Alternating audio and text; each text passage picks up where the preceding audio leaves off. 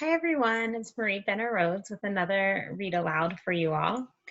Today's book is going to share some stories about what were called Indian boarding schools. So it shares some difficult content, but it's really important content that we know about, especially as we try to address inequities among the people who live on our lands. So I think it's a very important book to share. One thing, the question I want you all to think about while we're reading, or to learn about, actually, it might be a research question for you, is who were the first people on the land that you live on? Sometimes these people are called indigenous people. So who are the indigenous people, the first people who lived on the land where you live? When you find out, tell us in the chat. We'd love to learn and recognize those people. So today's story is called Shin-chi's Canoe. It's by Nicola Campbell. The morning sun was shining so bright. Shin-chi Echo, there's a picture with the family. Shin-chi Echo had to squint. She was on her way back to Indian residential school, and this year she wasn't alone. Shin-chi, her younger brother, was coming too. Yaya, Mom, Dad, and baby Shaltetko, Shin-chi and Shin-chi Echo, were sitting together on the porch, waiting for the cattle truck that would soon pick them up.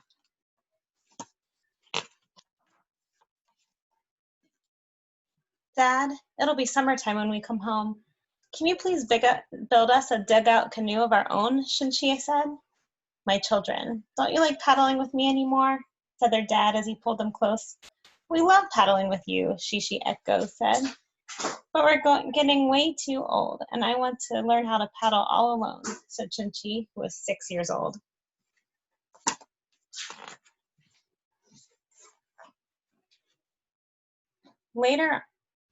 Last year, on her first day at Indian residential school, Shin-chi Echo had been punished because she could not understand the English words. Then they cut her long braids and threw them away, and washed her head with kerosene. And so that morning, before the sun rose, Shin-chi Echo asked, Yaya, can you cut my hair today? Afterwards, Shin-chi and Shin-chi Echo and Yaya went up to the mountain to put their braids away.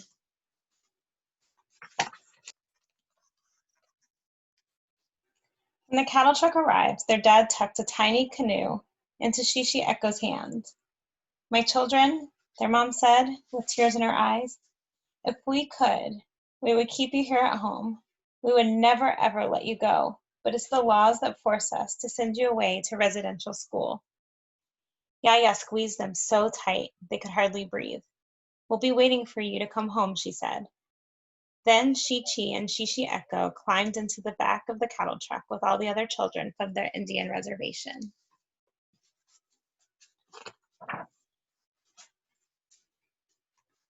Dust came in waves, getting in their eyes and in their noses until they all could hardly breathe. It followed the truck like a snake all along the valley. My Shin-chi, we will not see our family until the sockeye salmon return. These are the things you must always remember, Shin-chi Echo said, gesturing to the trees and mountains and rivers below.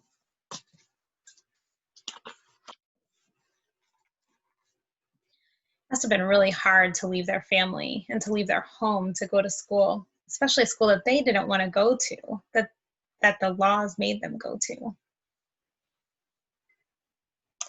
At night, when you go to sleep, remember the tug of the fish. When you and Dad pulled the nets in and we made smoked and wild dried salmon, do you sometimes think about the things you love about home? That's what they're remembering on their trip. Shin-chi could not help himself. He looked at everything. The mountain with the trail that led to the caves, the deer in the field by their house. He memorized every fishing spot, the place where he caught the great big frog, the grasshoppers, the crickets, the slugs, until the rattle bump of the cattle truck rocked him to sleep. Shin-chi was dreaming when he heard Shin-chi Echo say, It's time to wake up now, my Shin-chi. When he opened his eyes, it was dusk, and all he could see was the dark silhouette of a church steeple. Remember, my English name is Mary. Your English name is David. And don't forget, we aren't allowed to talk to each other until next June. Can you imagine being told not to talk to your sister or brother for 9 months? Shin-chi Echo gave him a tiny canoe that their father had made. This, my Shin-chi, is for you, no matter where you go, no matter what you do, but be careful to keep it hidden. There's a little canoe. When they got off the truck, the priests and sisters said, "Juniors and intermediates, stand single file in separate lines. Boys stand here, girls stand over there." Then single file, they marched inside.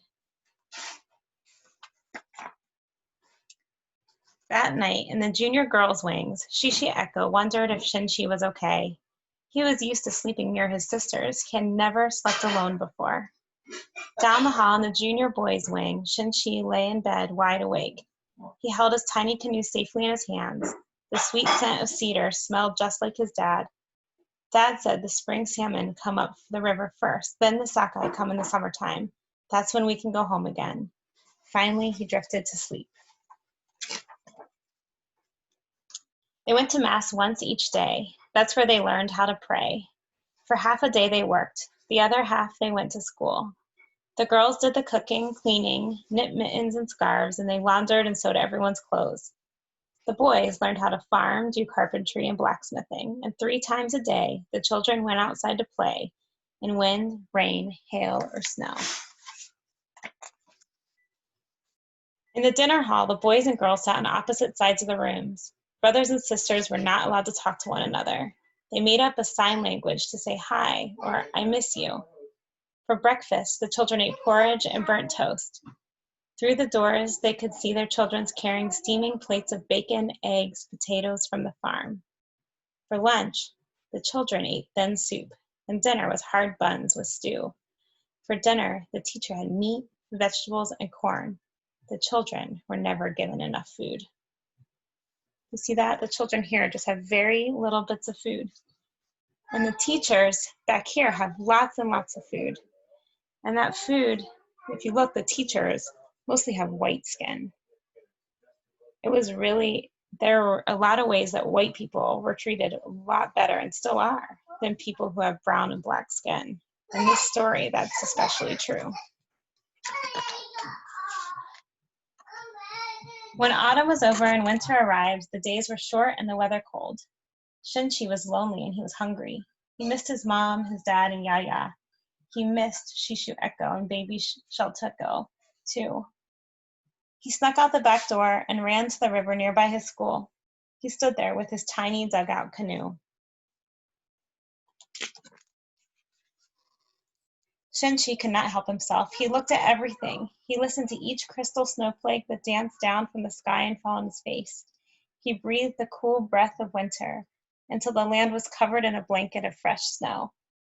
Finally, when eagle song echoed through the valley, traveling just beyond reach, he sang his grandfather's prayer song, and his voice echoed from mountain peak to mountain peak. Shin-chi placed his canoe in the river, knowing that the current would carry it safely home. Then Shin-chi made a friend.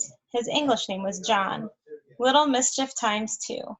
They learned how to steal food in the orchards. They found apples in the root cellar, carrots and potatoes.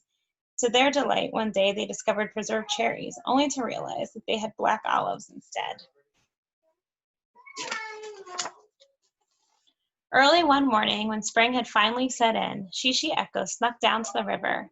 To her surprise, she heard her grandfather's song. Her Shin-chi was already there with his fishing line. "I'm checking to see if the sockeye salmon are here," he said in deep concentration. "Not yet, my Shin-chi, but they will come." When the sockeye finally swam up the river, the dust rose around the cattle truck like a giant butterfly and followed them all the way home. Shin-chi could hardly wait. "Shin-chi Echo," he asked over and over again, "how much longer till we get home?" "Little mischief, we'll get there soon," Shin-chi Echo said, with sparkles in her eyes. They're pretty excited to get home, aren't they? When the cattle truck arrived at last, their mother and Yaya ran to greet them. "Oh, my grandchildren, we missed you," Yaya said, squeezing them tight. "Your dad is in the woodshed," said their mother, and he hugged them too. This time she had tears of happiness in her eyes. Shin-chi, Echo, and Shin-chi ran as fast as they could all the way to the woodshed. There they found their dad carving them their very own dugout canoe, just like they had wished for. Thank you all for listening to the story together with me. And it might be a good one to talk with your parents about, or really to talk about as a family. I look forward to hearing who lived on your land first, who are the indigenous people who lived where you now live. Bye, everyone.